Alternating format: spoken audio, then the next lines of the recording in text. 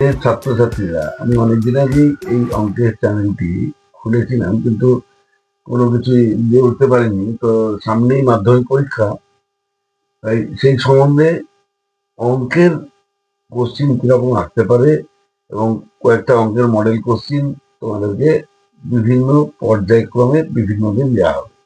তো আজকে আমি প্রথমেই মাধ্যমিকের অঙ্কের পাটিগণিতের কোশ্চিন কিরকম আসতে পারে এবং কত নাম্বারের কোন কোশ্চিন আসে সেটা নিয়ে সংক্ষিপ্ত একটা আলোচনা করব। পাটিগণিতের জানো তোমরা, এমসিকিউ থাকে একটা, শূন্যস্থান পূরণ থাকে একটা, সত্য মিথ্যা একটা, 2 নম্বরের দুটো এবং 5 নম্বরের ব্রড কোশ্চিন থাকে একটা। তো এমসিকিউ, সত্য মিথ্যা এবং শূন্যস্থান পূরণ, এগুলো যে কোনো চ্যাপ্টার থেকে আসতে পারে। তোমাদেরকে সব চ্যাপ্টারেরই ওই এমসিকিউ, শূন্যস্থান এবং সত্য মিথ্যাগুলো অভ্যেস করতে হবে ভালো করে। 2 নম্বরের জন্য তোমাদের বই পাঠ্যপুস্তকে অনেক ধরনের আছে, সেগুলো দেখে নেবে।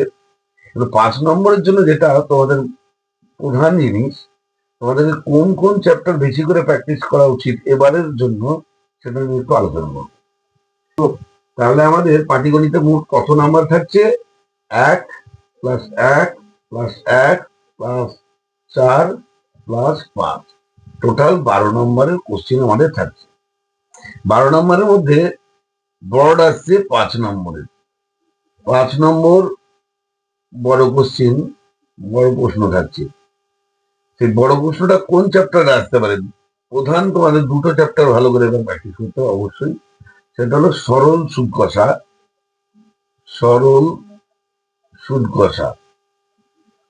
সরল সুদ কষা চ্যাপ্টারটা ভালো করে প্র্যাকটিস করবে। তার সাথে প্র্যাকটিস করবে চক্রহার বৃদ্ধি ও চক্রবৃদ্ধি সুদ, চক্রবৃদ্ধি সুদ ও সমহার বৃদ্ধি বা হ্রাস। কি বললাম? দুটো চ্যাপ্টার, 1 নম্বর সরল সুদ কষা, 2 নম্বর চক্রবৃদ্ধি সুদ, চক্রবৃদ্ধি সুদ ও সমহার বৃদ্ধি বা হ্রাস। এই 2 চ্যাপ্টারের মধ্যে থেকেই সম্ভাব্য এবার মাধ্যমিকে যে 5 নম্বরের অঙ্কটা থাকার মানে সম্ভাব্য এবং অবশ্যই থাকার সম্ভাবনা বেশি। তো সরল সুদ কষার কোন ধরনের অঙ্ক তোমরা করবে, আমি বইটা থেকে একটু দেখিয়ে দিচ্ছি। তোমরা সরল সুদ কষায়, যে 16, 17,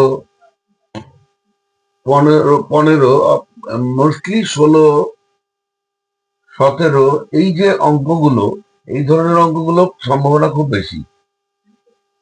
তার সাথে তোমরা ওই চ্যাপ্টারেরই 9 নম্বর কোশ্চিনটা, 14 নম্বর এবং 13 নম্বর, এই যে 5 ধরনের অঙ্ক বেশি অভ্যাস করতে হবে। তার সাথে 20টাও অভ্যাস করে রাখবে। এই কয়েকটা অঙ্কর মধ্যেই সব থেকে আসার সম্ভাবনা বেশি।